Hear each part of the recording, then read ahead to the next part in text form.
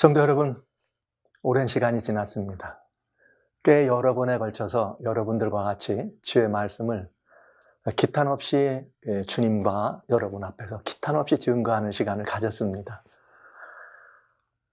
이 이야기들은 정말 우리가 지금까지 가고 있던 이 길이 주님이 가라시는 그 길을 향해 잘 가고 있었는가? 아니면 혹시 그 방향에 유격된 방향이 있어서 그릇된 방향으로 가고 있지는 않았는가? 다시스라고 하는 곳을 향하여 요나가 도망치듯 따라갔던 그것처럼 그 길은 하나님이 원하시던 길이 아니었지요.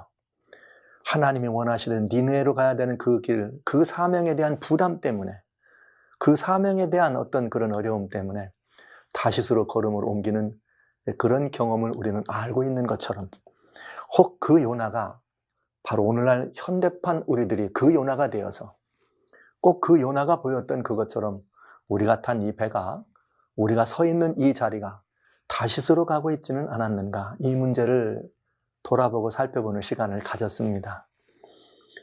네, 이거 쉬운 일은 아니었죠. 또 마음이 편한 일도 아니었습니다. 어떤 분들은 정말 성경에 여러 이 성경들을 가지고 우리를 돌아볼 때 아프기도 하고, 그걸 이제 와서 이렇게 그런 이야기를 왜 하나, 이런 생각도 있을 수 있고, 또 어떤 분들은 아니야, 모호했던 부분, 애매했던 부분들을 이 성경이 바로 저렇게 될 수 있구나, 그러면서 더 시원한 분도 있었을 거예요.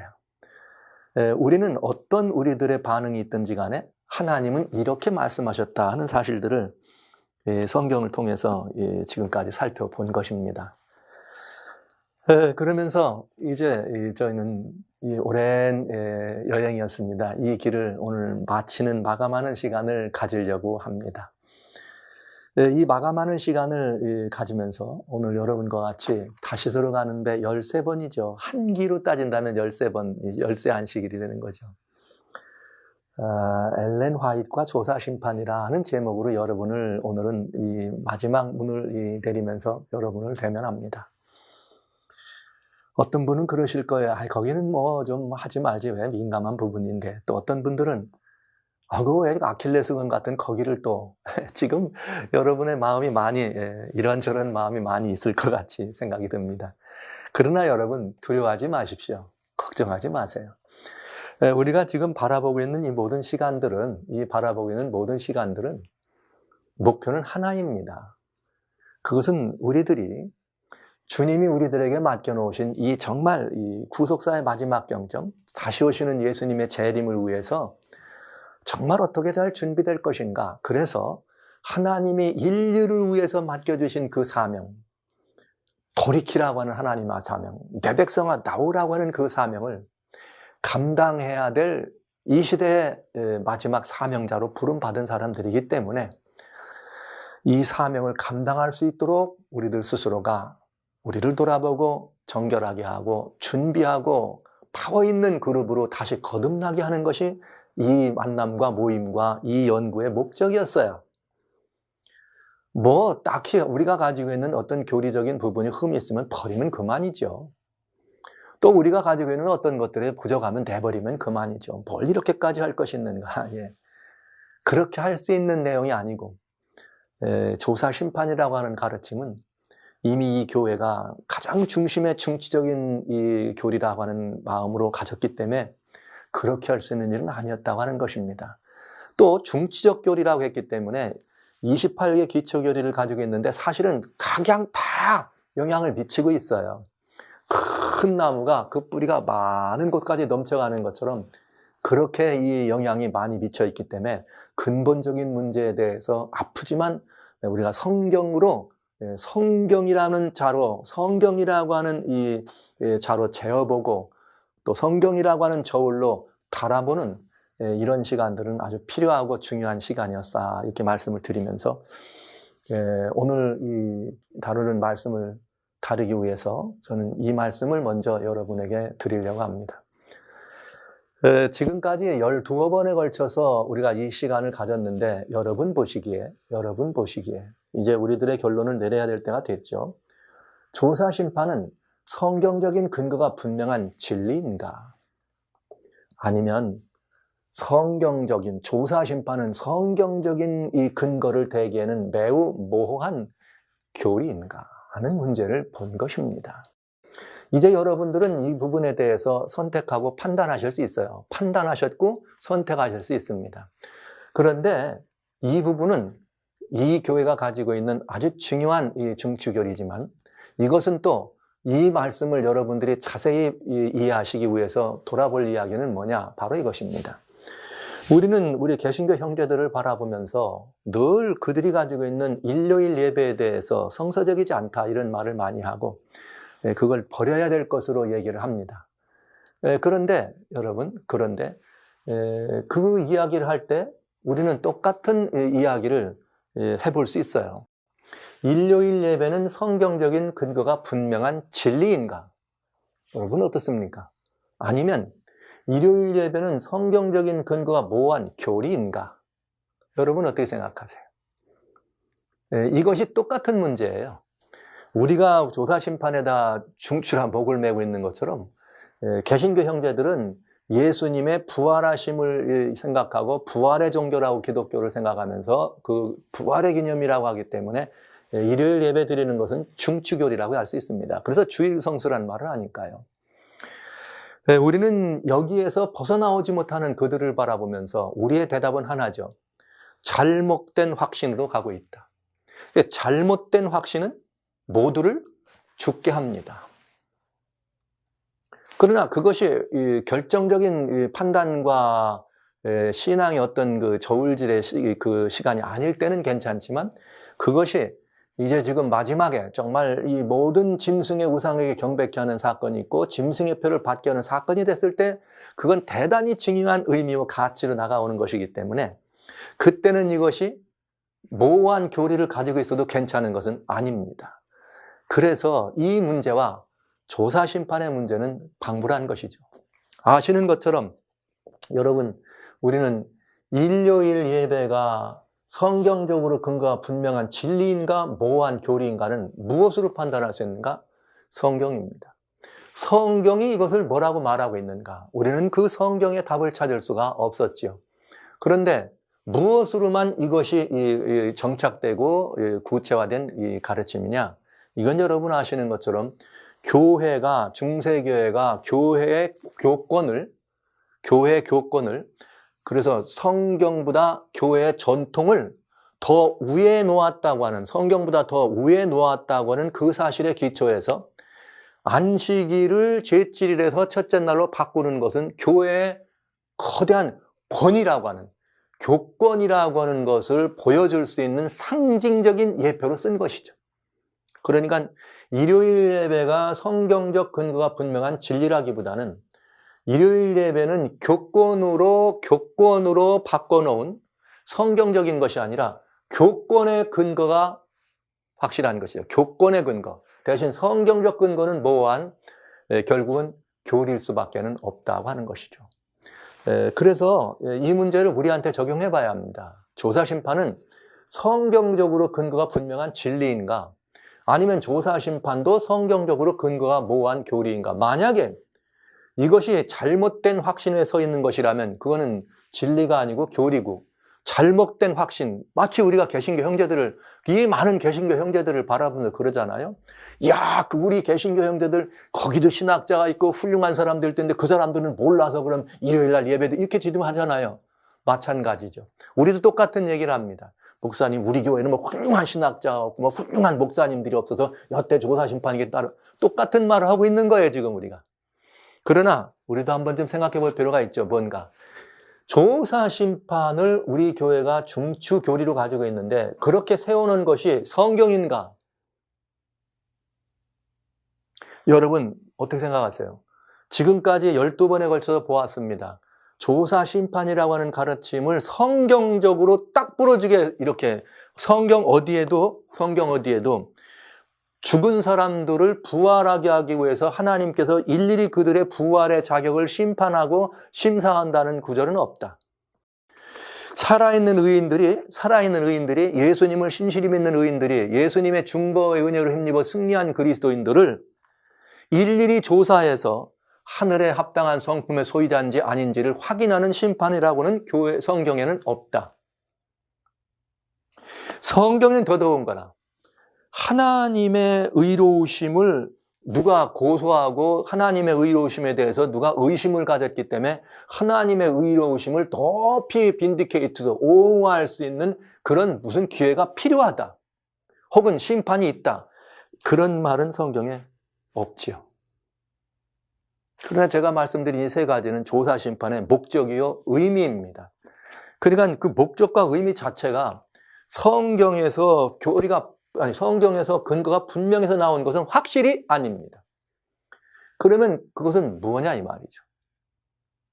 성경에서 성경적 근거가 모호하다면 이 일요일을 주장하는 사람들이 일요일 날 예배 드렸다, 일요일 날 성경에 나왔다 이런 말, 성경의 주일 중 첫째 날이라고 하는 일요일을 근거로 할 수 있는 날이 8번 나옵니다. 그 8번 중에 5번은 사복음서에 나오는 예수님 부활하신 날, 안식 후 첫날 아침 이런 뜻에서 쓰여졌고 3번만 주일 중 첫째 날에 예수님의 제자들이 로마 군병들을 무서워하여 두려워서 숨었어. 그 모인 것이 하나.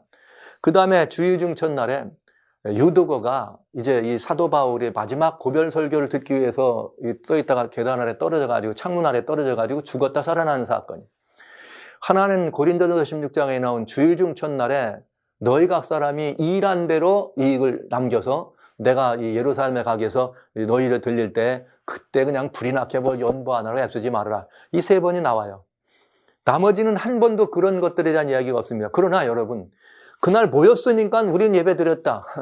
당치도 않은 얘기지만 핑계는 될 수 있습니다. 그런데 조사 심판은 그만하지 못합니다. 또 일요일 날 부활을 기념해서 지키는 거 성경이 허락은 안 했지만 헐만해요 안 해요? 해도 나쁠 것 없죠. 부활 기념하는 게 나쁠 것 없죠. 그것이 신앙의 시금석이 될 때까지는 그건 나쁜 일은 아닙니다.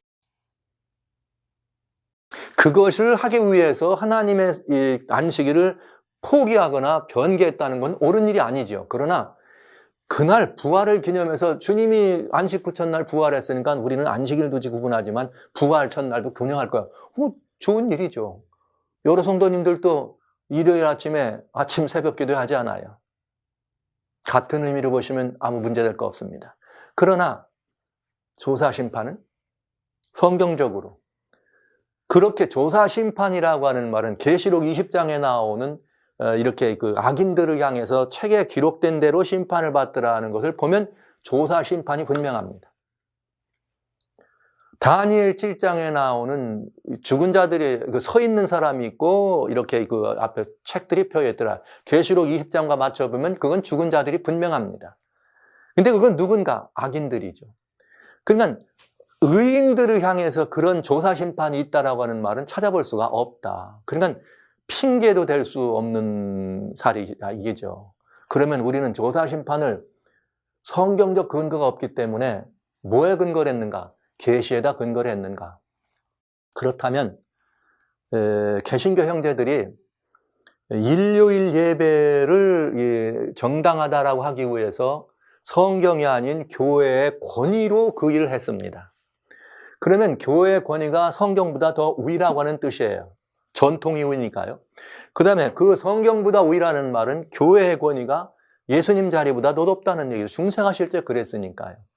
그러면 마찬가지죠. 계시를 통해서 여러분 계시가 성경을 넘어설 수 있습니까? 성경보다 더 권위가 있는 계시는 있을 수 있나요? 성경보다 위에 있는 이 계시는 있을 수 있나요? 우리는 이 문제에 대해서 근원적인 문제를 생각할 필요가 있다고 하는 것이죠. 자, 이제 이것은 여러분들에게 제가 오늘 말씀을 나누는 말씀을 이렇게 나누면서 결론적으로 조사 심판에 대한 결론을 이렇게 내리는 것이에요. 이제는 우리는 계시라고 하는 말씀을 들었기 때문에 우리는 중요한 엘렌 화이트라고 하는 한 분, 우리 재림교회가 정말 빼놓을 수 없는 훌륭한 믿음의 노독이죠. 또 재림교회가 인정하는 선지성이 충만한 선자로 인정하는 그분입니다. 그렇기 때문에 그분의 이 계시가 조사 심판을 뒷받침해 주고 있기 때문에 우리는 이제 이 부분에 대하여 생각해 봐야 합니다. 그러나 원리는 이것입니다. 조사 심판이 성경적 근거가 없다면 우리는 계시적 근거입니다. 그러면 계시적 근거란 성경적 근거보다 더 어떻게 해야 돼요? 권위가 있어야 된다 이 말이죠. 이렇게 되면 굉장한 문제가 된다. 그러니까 여러분 이 문제는 다뤄봐야 합니다. 저는 여러분들이 생각하는 것과 전혀 다른 결론이 있을 거로 지금 예측하면서 여러분과 함께 나가려고 합니다. 여전히 우리들의 말씀은 율법에 무엇이라 기록되어 있으며 내가 어떻게 읽느냐. 이것이 중요해요. 이사야 8장 20절에는 그들이 하는 바가 율법과 증거의 말씀을 마땅히 쫓을지니 그들이 하는 바가 이거에 맞지 않으면 아침빛이 없다. 그러니까 성경에 기록된 모든 것들이 진리의 시금석이에요. 그건 모든 것들을 판단하는 아주 중요한 시금석이라는 걸 우리는 알고 있습니다. 그래서 역대하 하나님 말씀 20장에는 20장 20절에 외우기도 쉬워요. 역대하 20장 20절에 백성들이 일찍 일어나 드고에 들러나가요. 이게 모압과 암몬과 세일 산 사람들이 세갈렙길로 여호사밧 골짜기를 향하여 여호밧을 쳐들어왔을 때 얘기입니다. 그랬더니 여호사밧이 서가지고 유대 이게 막 찬양될 걸 나서 뭐라고 얘기했는가 하면 유다와 예루살렘 거민들아 내 말을 들어라. 내 하나님 여호와를 신뢰하라. 그리하면 너희가 견고히 서리라. 그의 선지자를 신뢰하라. 그리하면 너희가 형통하리라. 굉장히 중요한 말씀하셨죠. 그래서 하나님께서는 그 시대 그때마다 늘 하나님의 이 말씀을 대언하고 하나님의 뜻을 전달해 줄 선지자들을 통해서 우리들에게 말씀하시고 바른 길에 서도록 하셨습니다. 그래서 우리가 다른 길에 잘못되면 그 선지자의 말씀이 우리들에게 따라와서 우리를 늘 바른 길로 인도하고 예레미야 선지자가 말한 것처럼 너희가 어떤 일이 있을 땐 옛적 길 곧 길의 사거리에 가서 이 사거리 길에 가서 옛적 길 곧 선한 길이 어딘가 물어보라. 그리고 그 길을 따라가면 형통 마음의 소망을 얻는다. 이런 말씀처럼 우리는 선지자들을 통해서 그런 이 교훈들을, 그런 이 유익들을, 그런 일들을 많이 얻었습니다. 왜냐하면 그 선지자들을 통해서 우리는 하나님의 뜻에 기록된 하나님의 성경 말씀을 받았으니까요. 그래서 이건 대단히 중요한 우리들의 유산이기도 하고 특권이기도 했습니다. 그래서 여러분, 우리 그 선지자들을 형통하게 하는 그 선지자들을 개인적으로 깊이 이해하고 개인적으로 그분들의 말씀을 심취하는 것은 아주 중요하고 소중한 일이에요. 이 교회가 구약교회뿐만 아니라 신약교회도 처음 태어질 때 다양한 이 선지자들의 이 음성을 통해서 주의 말씀과 반석 위에 진리, 사도와 선지자들의 터 위에 서서 우리들이 정말 하나님의 교회를 지켜온 것이 사실입니다. 재림교회도 정말 마찬가지는 아니죠. 재림교회가 어떤 가지고 있는 진리 아니면 이 교회가 그 기초를 넣는데 엘렌 화이트라고 하는 이 교회가 선지성이 충분하다고 믿는 엘렌 화이트라고 하는 한 선지자가 그 끼친 영향에 대해서 간과할 수 없는 굉장히 중요한 영향이 있었다는 사실을 인정해야 합니다.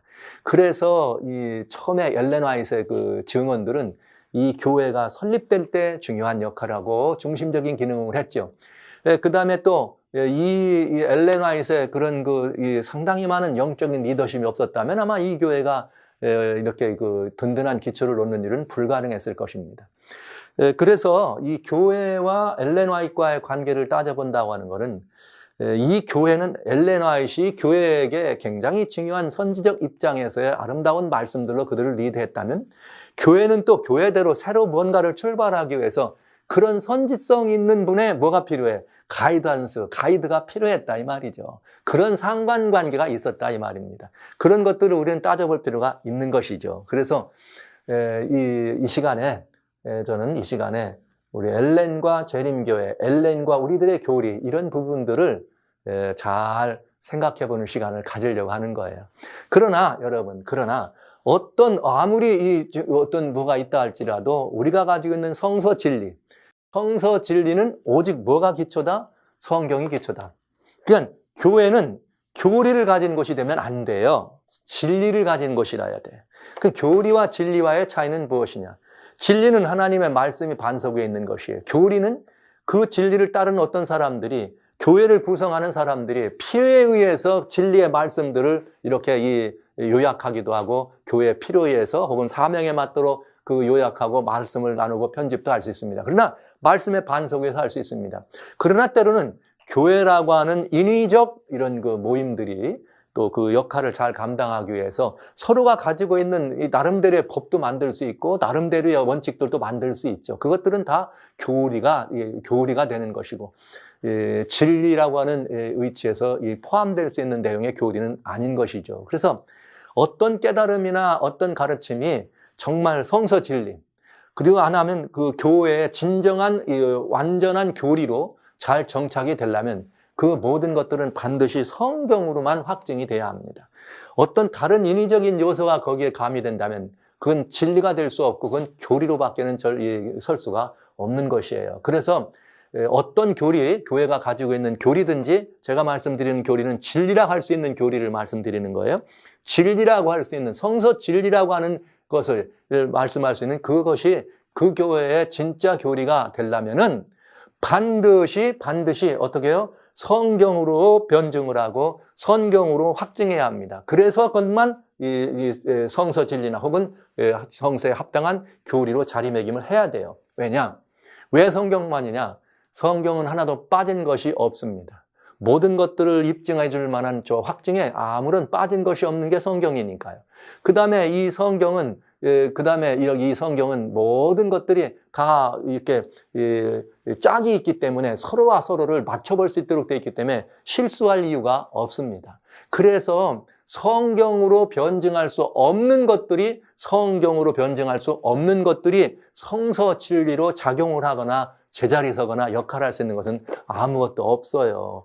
근데 어떤 이 교회가 주장하는 얘기들이 성경적으로 변증이 안 된다면 그건 이 성서 진리가 안 되고 그건 논리가 부족한 것이고 그건 가짜라고 볼 수 있는 것이죠. 그런 위험한 일들을 우리는 보게 됩니다. 자, 주장하는 진리가 성경으로 안 되면은 그래서 성경으로 변증할 수가 없어서 다른 것에 도움이 필요하다면 주장하는 진리는 근거가 부족한 것이에요. 만약 그렇지 않으면 근거가 부족하든지 그럼 기다려야죠. 가리키면 안 되죠.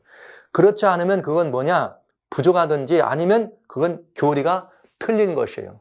근거가 부족하든지 틀린 것이에요. 그래서 근거가 부족해서 교리를 입증하기 위해서 어떤 다른 도움을 줄 것이 있다면 그거는 성경 외에 성경보다 더 높은 권위가 있는 어떤 것들이 있어야 됩니다. 그게 중요한 거죠.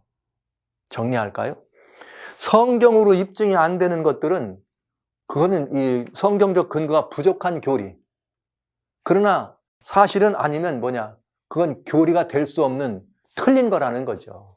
그렇기 때문에 부족해서 무언가를 더하는데 어떤 것들을 더해서만 입증이 될 수 있다면 그건 성경보다 더 높은 권위를 가진 것에 의해서만 가능하다 이것입니다. 그러면 성경보다 더 높은 권위가 있는 게 있나요? 성경은 성경보다 더 높은 권위가 있는 성서 진리란 있을 수 없다. 왜냐? 마땅히 율법과 증거의 말씀을 좇을지니 그들의 말하는 바가 이것에 맞지 아니하면 하나님 말씀에 맞지 아니하면 정령이 아침빛을 볼 수 없다 그랬어요. 그러니까 성경보다 더 높은 권위 있는 것은 없다. 성경이 모든 가르침의 기준이 돼야 된다는 말입니다. 그런데 이 성경은 충분하다. 왜냐? 하나도 빠진 것이 없고 짝이 없는 것이 없다 이 말이죠. 그러니까 여러분 성경만으로 충분히 변증될 수 있고 성경만으로 확정되지 않은 것들은 교리는 될 수 있지만 성서 진리는 될 수 없다. 그러면 그런 교리가 어떤 교회를 가지고 있다면 그건 따를 교리는 아니라는 것이죠. 그래서 여러분 이 진리를 분별하는데 이 성경을 가지고 어떤 모든 교회들의 교리를 분별하는데 부족할 것이 없습니다. 지금까지 누차 말씀드렸어요. 교리로 성경을 읽으면 다 맞는 것 같지만 성경으로 교리를 읽어야지만 그 교리의 옳고 그른 것을 분별할 수 있다는 말씀을 여러 번 드린 것입니다. 예. 삼위일체 교리가 예수님 십자가에 달려 돌아가신 다음에 예수님이 하나님이냐 아니냐 하는 얘기는 그건 사단에서부터 나온 얘기예요. 사단은 예수님이 하나님이라면 사단이 지금 완전히 패배하는 거거든요. 하나님이 아니라고 하면 사단이 뭐라고 하면 되는 거예요? 이렇게 얼마든지 꼬리를 물을 수가 있는 것이죠. 그래서 예수님이 하나님이란 사실이 완전한 이 성서 진리로 성경에 기록되어 있지만 이것이 교회에서 채택되는데 325년 니케아 공의에서 처음으로 공식적인 이 공의에서 이렇게 예수님의 근본에 대한 이 공의에서 토론이 시작돼 가지고 451년 칼게돈 공의에서 예수님은 하나님 아버지와 성령님을 포함해서 예수님은 하나님과 동형 본질의 본질이다. 유사 본질이 아니고 동형 본질이다. 하나님과 같은 분이다. 이런 이야기를 하면서 삼위일체라고 하는 것이 정식 기독교의 교리로 채택됩니다. 그러나 이렇게 채택된 기독교 교리도 반드시 성경으로만, 오직 성경으로만 입증돼야 합니다. 만약 성경이 아닌 다른 것들은 그냥 비유처럼 무슨 예를 들어 설명할 수는 있지만 그것이 성경의 이 진리를 대체할 수는 없습니다. 그렇게 해서 이 성경으로 변증될 수 있기 때문에 저도 성경으로 삼위일체를 충분히 변증할 수 있으니까요. 변증할 수 있으니까 여러분 이거는 입증된 신성의 삼위일체는 성경으로만 입증된 기독교의 중치적인 참된 진리입니다. 그러나 일요일 예배라고 하는 것들은 법안권이 성경 바꿨을 때 성경적으로 근거를 찾을 수가 없어서 성경보다 전통을 위에 놓아 있는 교회 권위위에서 일요일을 안식일을 토요일에서 일요일을 바꿨습니다. 그건 성경적 근거가 없으니까 그거는 뭐예요? 가짜입니다. 아무리 높은 권위를 줬다 그래도 하나님보다 높은 권위는 없으니까 그건 가짜예요. 그거는 기독교가 가지고 있는 진리가 아니라 교리는 될 수 있습니다. 교리입니다. 그러니까 여러분 이 선택이 분명해지잖아요. 그러면 만일 우리 재림교회도 이 어떤 교리를 세울 때 성경으로 입증할 수가 없어가지고 어떤 다른 것들에 도움이 필요했다면 그것은 어떻게 해요? 위험한 일이죠. 그런데 만약 그 도움을 준 분이 엘렌 화이트였다. 그런데 그 엘렌 화이트인데 엘렌 화이트가 그걸 입증해 줬다. 그러면 엘렌 화이트는 성경보다 더 높은 권위를 어떻게 가져야 되는 것이죠. 여러분 성경보다 더 높은 권위를 위임할 때만 그것이 가능합니다. 만약에 이 엘렌 화이트에게 성경보다 높은 권위를 위임해서 그렇게 해가지고 이 조사심판이라고 하는 가르침에 엘렌 화이트가 말했으니까 옳다, 진리다 이렇게 말한다면 성경보다 엘렌 화이트가 더 높은 권위를 가진 분이죠. 그렇게 되니까 이거는 굉장히 큰 어려움이 있게 되죠. 무슨 어려움인가? 기독교가 이렇게 변개한 일요일이 성경보다 높아있다고 하는 법안권에 의해서 교권에 의해서 받고 증거하고 똑같은 상황이 되는 것입니다. 여러분 제가 무서운 말씀 드리고 있는 거예요. 개신교는 교회가 이 성경을 바꿨어요. 성경에 없는 걸 진리라고 세웠고. 근데 우리도 만약에 성경으로는 변증이 안 되는데 이거를 엘렌 화이트라고 하는 이분이 그걸 변증해가지고 내가 변증하지 성서적 변증이 아니라 내가 계시를 봤더니 맞더라 이렇게 해서 성경보다 그렇게 하면 성경보다 그분의 계시가 위에 있는 것이 되잖아요. 더 높은 권위를 가진 것이 되잖아요. 그러니까 이거는 똑같은 교황권이 한 것하고 다를 바가 없는 일이 된다는 거죠. 그러니까 여러분 조사 심판에 대한 변증도 엘렌 화이트의 글을 가지고 하면 되는 게 아니라고요. 오로지 뭐로만 해야 됩니다? 성경으로 조사 심판을 변증해야 된다 이 말입니다. 그러니까 여러분 엘렌 화이트의 글을 가지고 여러분들이 좋아하시는 증언의 말씀에 이렇게 돼 있기 때문에 이게 옳다 이렇게 말하면 안 된다 이 말이에요. 성경이 이렇게 말했으니까 이것이 옳다 이렇게 말해야 된다 이 말이죠. 만약에 성경으로 안 되는데 엘렌이 그렇게 얘기할 수 있다면 엘렌이 성경보다 더 높은 권위를 가진 분이 되는 거죠. 그래서 이건 굉장히 위험한 태도니까 여러분 이 부분에 대해서는 이제 완전히 정리가 되시기를 바랍니다. 완전히 정리되셨죠? 이제 이만큼 말씀드렸으면 아주 정리가 확실해졌을 거예요. 모든 교회에 가르치는 교리, 이것이 성서 진리가 되기 위해서 그래서 영원한 복음으로 증거되려면 오직 성경으로만 입증돼야 된다. 만약 성경으로 입증되지 않아서 어떤 다른 것에 의해서 그것을 그렇다라고 얘기한다면 그 어떤 다른 것은 성경보다 높은 권위가 있는 것이라 해야 된다 이 말이죠. 그것이 대표적인 사례가 교회의 대표적인 사례가 일요일 준수입니다. 그것처럼 우리 교회도 조사심판이라고 하는 것이 그렇게 성경적으로 변증이 안 되는데도 불구하고 엘렌 화이트의 계시를 통해서 이것이 옳다라고 컨펌이 되면 그 순간 엘렌 화이트는 성경보다 높은 권위의 분이 된다는 사실을 잊지 마십시오. 이건 굉장히 위험한 일이죠. 대단히 위험한 일이죠. 자, 그 다음에 이제 선지자, 교리에 대한 얘기 이제 지나간다면 이번은 그것이 영감에 관한 얘기니까 교리를 컨펌한 분이 선지자들이니까 보편적으로 선지자들의 영감에 대한 이 부분을 한번 다뤄보겠습니다. 여러분, 선지자들의 영감에 대해서는 매우 분명한 우리들의 이해, 매우 분명한 태도가 필요해요. 무슨 말이냐? 선지자는 오류가 없느냐 이 말이에요. 모든 선지자는 항상 성령의 감동하심으로만 글을 남기느냐? 이 문제예요. 그렇지 않다. 왜냐하면 선지자도 인간이거든요. 그러니까 일상적인 말도 할 수가 있는 거예요. 그러나 일상적인 말을 할 때 여러분 훌륭한 그리스도인이 말하는 거와 예수님도 모르고 그냥 막 사는 사람들이 하는 말과는 다르잖아요. 그거와 마찬가지로 영감된 이런 그 삶을 살았던 분이 성령에 충만한 삶을 산 사람들이 일상적인 말을 했다면 그것도 역시 들을 만한 이야기죠. 그러나 그것이 다 계시는 아니라는 말을 하는 것이에요. 그러니까 선지자들도 사람이라는 사실을 여러분 꼭 기억해 두시기 바랍니다. 그것이 우리가 성경에 나와 있는 선지자들도 바라보려면 모두가 다 모세도 선지자도 사람, 엘리야도 사람, 여러분 다니엘도 사람, 이사야도 사람, 예레미야도 사람이다. 실수할 때가 있다 이 말을 하는 거예요. 사람은 다 하나님이 아니니까 오로지 하나님만 오류가 없는 분이다. 그러니까 선지자가 오류가 없는 존재다 이렇게 얘기하면 그건 선지자의 태도에 있어서 우리가 처음부터 틀리게 가는 것이죠. 그러나 여러분 아시는 것처럼 성경이라고 하는 것이 선지자들을 통해 줬습니다. 그럴 때 우리는 대벌해서 성경이 기록된 것을 대벌해서 저는 늘 이런 말 했습니다. 하나님이 직접 주신 말씀을 받아 기록한 것이다. 그래서 축자 영감, 기계적 영감이라고도 해요. 주신 말씀을 그냥 받아들인 것. 이 말씀이 있고 또 하나는 아니다. 하나님께서 선지자들의 그 심령에 성령의 감동을 주어서 영감을 주어서 어떤 계시를 바라보고 그 영감된 이 마음으로 그걸 기록하게 했다. 그래서 사상 영감 혹은 뭐 이런 표현으로 우리는 이렇게 이 성경의 모든 기록을 계시나 영감을 설명합니다. 그런데 근래에는 영감이란 말을 그렇게 잘 안 하고 축자 영감, 뭐 이제 이 사상 영감이란 말을 잘 안 쓰고 모델이란 말을 써요. 모델이라고 해서 이건 공동체 모델이다. 이건 축자 모델이다. 무슨 영감 모델이다.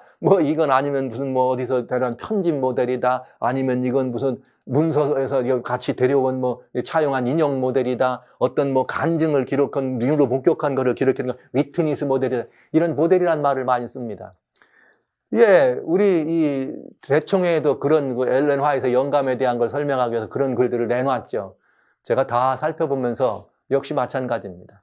그래서 사상 영감이라는 거예요. 어떤 모델이든지 다 성령의 감동, 하나님의 그 심령의 감동을 줬기 때문에 나왔다 이 말입니다. 그러니까 사상 영감이라고 보면 틀림이 없습니다.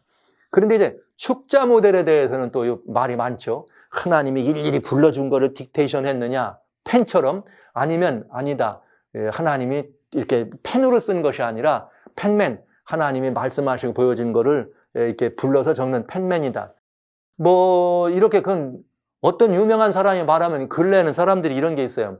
어떤 학자들이 말하면 그렇게 다 수르르 흘려가. 다른 또 새로운 학자가 무슨 말하면 또 수르르 흘려가. 그래서 그게 뭐가 되냐면 원칙이 되고 진리가 되더라고요. No, 아닙니다.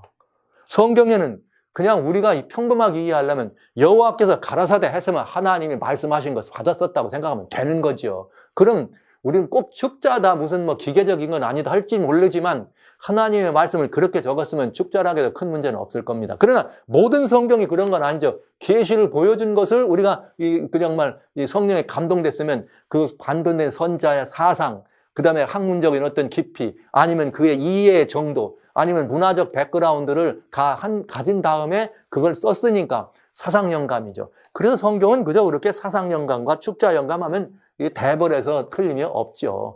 여기 현대 신학자들이 모델이다, 이런 모델, 저런 모델, 그거 다 제가 보기에는 의미가 있어요. 뭔가 목적을 가진 사람들이 하는 얘기예요. 자기들이 말하고 싶은 얘기를 변증하기 위해서 그걸 만들어가고 있는 과정이라는 거를 저는 보면서 금방 알아버렸습니다. 왜냐하면 대부분 그래요. 대부분. 그러니까 여러분 하나님에 대한 학문에서 특별히 이거다 얘기할 때는 그런 부분이에요. 그러나 여기 사상적으로 하나님께서 영감을 주셔서 그 사상, 어떤 마음과 생각 속에 그런 문화적 백그라운드의 사상과 이해와 학문적 그런 걸로 주었다면 두 가지 중에 하나죠. 그 모든 것들은 정말 하나님은 영감을 주시고 우리가 본 것들을 우리의 이 글로 받아 적은 것이다. 이 사상 영감이다. 이렇게 영감에 대해서 표현할 수가 있겠습니다. 그 말은 어떤 것들을 바라보고 이해하는데 인지가 발달해 나가면 그 이해의 관점에서 이해의 정도가 차이가 있어요. 그럼 어떤 때는 그것을 이해할 때는 좀 더 본 계시가 점진적인 계시에 뭘 볼 수 있어요? 계시의 점진적인 계시에 이해가 더 열리는 것을 볼 수가 있습니다. 이제 그런 부분들을 우리는 다 볼 수 있어요. 그러니까 선지자들이 어떤 선지자가 무슨 말을 했다. 그것이 개인적인 삶인 것이냐, 하나님의 어떤 그런 것들이냐는 구분할 수 있어야 된다는 것입니다. 그러니까 오류가 없는 것은 하나님밖에 없다. 그러면 이와 같은 원칙을 누구한테도 적용해야 돼요? 엘렌 화이트에게도 적용해야 돼요. 그러니까 정말 모든 선지성 있는 분들이 하나님의 은혜와 감동을 입어서 기록을 할 때 엘렌도 마찬가지죠. 그런 감동된 마음으로 어떤 계시를 봤으니까 이 생애 동안 한 2000여 번의 계시, 아마 성경에 나와 있는 어떤 선지자보다도 더 많이 봤을 거. 이거 2000번이 진짜 계시라면 죄송합니다 이렇게 표현해서 저는 그렇게 표현할 마음이 있어요. 왜냐, 그게 진짜 계시인가? 그냥 어떤 것들은 우리가 읽어보지만 계시라고 하기에는 조금 이런 것도 많이 보이죠. 그러나 그 진짜 계시라면 여러분, 우리는 그것이 진짜 계시라면 엘렌은 그것을 바라보면서 자신의 어떤 이 모든 이걸 가지고 기록할 수 있습니다. 그래서 역시 그 정말 이 어떤 그 훌륭한 그리스도인의 자질과 그런 모든 것들이 함양된 그리스도인으로서 하나님의 영이 감동이 돼가지고 자기가 본 것들을 기록할 수 있죠. 또 어떤 책들을 읽으면서 보면 많은 감동이 있을 때 그 감동들을 어떻게 할 수 있어요? 나눌 수 있어요. 영감의 글로. 이런 다양한 글들이 포함되어 있다. 엘렌도 우리는 그렇게 이해할 때 오히려 더 그것이 그동안 성경이 말하는 선지자들의 선지성과 같은 이렇게 이야기를 할 수가 있게 될 것입니다. 그래서 엘렌도 마찬가지로 그렇게 됐다면 사상적인 그런 이해와 교육과 문화적 척도와 신앙의 어떤 이런 것들에 따라서 본인의 걸로 했다면 역시 엘렌도 완성된 것이 아니라 계시의 어떤 부분, 엘렌 화이트를 향한 이 교회 태도가 어때야 되느냐? 이것입니다. 엘렌을 이렇게 인정할 때 앞에서 말한 것처럼 인정해야 돼요. 이거는 완성된 것이 아니다. 모든 것들을 다 완성된 것이 아니고 앞으로도 더 어떻게 해야 돼요? 이해의 정도가 더 넓어질 때는 분명히 그녀의 글도 어떻게 새롭게 수정도 될 수 있고 더 정확한 의미로 후세 사람에 의해서 증보될 수 있어야 한다 이 말이죠. 이러면 제가 그럼 성경도 그럴 수 있겠네요. 성경을 우리가 이해하는 방법은 옛날 분들이 이해하는 것과 지금 우리가 이해하는 건 다르잖아요. 그거와 마찬가지로 우리는 그 이해에 대해서도 넓어질 수 있다는 말씀을 드립니다. 자, 이제 저는 이제부터 이 두 가지 원리, 교리는 성경으로 변증돼야 된다. 선지자들의 영감의 원리, 무조건 선지자들은 모든 그가 한 말, 모든 삶에 실수됨이나 오류가 없는 것이냐? 그렇지 않다. 사람이다. 하나님이 그 선지자를 쓰실 때 때로는 정말 불러주는 대로 쓰실 수 있어요. 엘렌도 그렇게 말했으니까요. 천사가 직접 말해주는 건 인용표를 쓰고 했다고 그랬으니까 그런 부분들도 있고 또 모든 그런 그 사상과 이해에 있어서 그런 문화와 여러 가지 공감하는 그런 형상에 있어서 자기의 받은 것들을 표현한 것이니까 그런 어떤 것들은 후세 사람에 의해서 볼 때는 아, 이게 이런 부분이었는데 이렇게 더 어떻게 될 수 있어요? 증보되거나 혹은 이렇게 될 수도 있는 여지가 충분히 있는 것이 선지자들의 감동이고 사상의 영감이라는 것을 말씀드리면서 그럼 엘렌 화이트는 이제 맞춰봐야 될 거 아니에요. 오류가 없는 사람인가? 어떻게 생각하세요? 여러분 엘렌 화이트는 오류가 없는가? 이 말은 사람이 아닌가? 이 말이죠. 여러분 어떻게 생각하세요? 여러분 이건 굉장히 중요한 이야기예요. 지금까지 이 교회는 엘렌이라고만 표현해도 기분 나빠해. 엘렌 화이트라고 말해도 기분 나빠하고 엘렌 화이트인 그러면 더 기분 나빠해. 선지자라고 안 부른다고. 그런 우리들의 태도가 성서적이지 않아요. 우리는 이사야라고 하지. 이사야 선지자. 예레미야 이렇게 해도 불만 없잖아요. 예레미야 선지자라고 꼭 말해야 합니까? 우리는 다니엘, 어렸을 때부터 다니엘 같은 이 찬미 부를 때 다니엘 같은 이렇게 할 때도 다니엘이라고 꼭 선지자를 붙여야 돼요? 그렇지 않잖아요. 상관없죠. 엘렌 화이트도 그렇게 해도 괜찮은 건데 어떤 분들은 엘렌 화이트이 뭐냐고 말이지. 엘렌 화이트이 뭐냐고. 화이트 부인이 뭐냐고. 이런 말씀들 하시는 걸 보면 그건 뭘 말하는가? 우리들의 그 신앙의 문제가 아니라 우리들의 삶의 태도에서 우리가 가지고 있는 그런 그 인성적인 부분을 돌아봐야 합니다. 신앙으로 우리의 이 모난 인성을 덮을 수는 없습니다. 인성이 바뀌지 않았으면 그건 옛사람인 것입니다. 여러분, 오늘날 많은 분들이 그런 게 있어요. 인격적으로 난파한 분들이 신앙을 막 덮어가지고 신앙 좋은 것처럼 그래. 여러분, 그건 신앙이 아니에요. 그건 처세나 덮은 거지. 왜냐? 신앙은 그게 아니거든요. 신앙은 거듭남에서 출발하기 때문에. 그러니까 여러분, 오해고 잘못된 이 신앙에 대한 잘못된 이해입니다. 그러니까 엘렌에 관해도 마찬가지입니다. 엘렌 화이트 오리가 없는 사람이냐? 여러분, 엘렌 화이트는 이렇게 말했어요. 자신에 대해서 무엇을 아무것도 난 오리가 없다는 거예요. 나는 결코 주장한 일이 없다. 오직 하나님만 오리가 없다. 하나님의 말씀이 참되고 그는 변함도 없고 회전하는 그림자도 또 엘렌이 이렇게 말했어요. 엘렌 화이트이 자기는 하나님만 오리가, 그 말은 자기에 대해서 뭐라고 말하는 거예요? 나는 오류가 많은 사람이다, 이 말 아닙니까? 나는 이렇게 여러 가지 부족함도 있고 나는 언제든지 뭐예요? 이렇게 하나님처럼 그런 자리에 있는 사람 아니란 말을 스스로 해주는 거잖아요. 이게 얼마나 고마운 일이에요. 얼마나. 그러나 요즘 근래 어떤 분들이 성령 받았다 그러면 그냥 완고하게 자기의 말이 하나님 말인 것처럼 그런 사람 주변에 많이 있잖아요. 성령이요? 새벽 기도만 안 빠지고 한 사람도 자기가 말하면 다 틀림없는 것처럼 말하잖아요. 내가 복음의 주인공들. 여러분, 그게 오늘 우리들의 현실입니다. 근데 이게 엘렌 화이트는 그렇게 안 했습니다. 노노노노노노. 오리가 없는 분은 하나님뿐이야. 하나님은 회전하는 그림자도 없어. 회전하는 그림자도 없어. 엘렌이 그렇게 표현해요. 엘렌이 알고 있는 하나님은 회전하는 그림자도 없는 분입니다. 그래서 제가 조사심판 어저께 말씀드렸잖아요. 그래서 성서진리하고 조사심판이 안 맞는다고. 왜냐? 하나님은 회전하는 그림자도 없는 분인데 아들을 죽게 하시고 아들을 믿으면 다 영생을 준다고 심판을 벗어난다 하고 또 그 아들은 또 그를 이기게 하는 중보까지 해서 내 아들 내가 중보까지 해놓고 나중에는 네가 신앙생활 잘했나 보자 하고 심판한다고? 그건 하나님은 회전하는 그림자 아니에요? 마음 변했다는 얘기 아니에요? 그러니까 여러분, 신앙이 말이죠, 굉장히 독특한 것 같지만 아니에요. 아주 평범한 속에 그 진리가 있습니다. 우리의 신앙이 굉장히 상식에서 어긋나지 않습니다. 지금 간단히 말씀드리잖아요. 너 이리 와. 너 내 아들로 삼아줄게. 그럼 믿고 아들 됐어요. 그런 다음에 학교도 보내주고 다 먹여주고 재워주고 다 한 다음에 나중에 가가지고 너 이리 와봐. 너 내가 이렇게 해줬는데 아들인가 아닌가 보자 그러고 심판해가지고 넌 아들로 부족하니까 잘라버려. 똑같은 얘기 아니에요? 마음이 변한 겁니까? 아니잖아요. 하나님은 회전하는 그림자도 없다. 엘렌 화이트의 얘기입니다. 네, 정확하게. 배워야 할 교훈이 많은 반면에 배워서는 안 될 것이 너무나 많다. 배워서 안 될 것 중에 하나가 뭐냐? 하나님과 하늘에 속한 것만이 오류가 없다. 이것입니다. 그러니까 하나님께서만 오류가 없고 하늘에 속한 것만 오류가 없기 때문에 그거를 우리가 배워야 된다 이거예요. 다른 것들은 다 아니라 이 말이죠. 그러면서 이렇게 말했어요. 본래 가진 견해를 포기하지 않으리라. 결코 포기하지 않으리라. 또한 견해를 바꿀 기회조차 절대로 갖지 않을 거야. 난 절대로 안 바꿔. 이거 한번 믿었으면 됐어. 이런 사람들은 마침내 실망하게 된다. 왜? 우리의 완강한 고집으로 우리들 자신의 사상과 견해만을 주장하는 한 그리스도께서 위하여 기도하신 연합의 정신을 가질 수 없다. 그러니까 지금까지 내가 알고 있는 건 옳으니까 절대 안 바꿔. 이런 신앙을 제가 뭐라 그랬어요? 오기신앙이라고. 유대인들이 가진 신앙은 오기신앙이에요. 오늘날 현대인이 가진 신앙은 기호신앙이에요. 난 교회 갔는데 그 집 가니까, 그 교회 가니까 파트락이 좋아서 난 그 교회 나갔어. 난 그 교회 갔더니 찬양이 좋아서 그 교회. 이게 다 기호신앙이에요, 기호신앙. 예수님 때문에 나갔단 말을 해야지 어디 이게 교회 지비군사에서 거기 갔더니 말이야 영화배우가 왔대. 그래서 그 사람 보러 가. 이건 다 아니지요. 그런 건 기호신앙이에요, 기호신앙. 그런데 또 이 오기신앙이나 기호신앙보다 더 또 무서운 게 있죠. 그건 뭐냐. 여기 보세요. 결코 바꾸지 않아.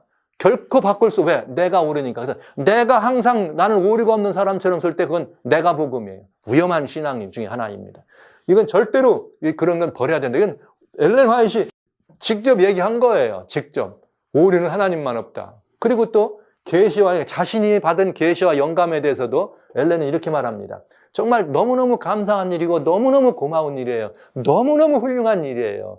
이만큼 계시를 보고 이만큼 영감적인 이것들을 했으면은 다 이리 오너라 내가 최고지. 그러면서 내가 누구 자리에 앉을 것 같아요? 하나님 자리에 앉죠. 이분의 말씀은 전혀 다릅니다. 보시죠. 내가 계시를 받으면서 내가 본 것들을 기록할 때 주님의 영을 전적으로 의존하긴 하나. 왜? 맞죠? 그러나 내가 본 광경을 묘사할 때 사용하는 말들은 내 거다.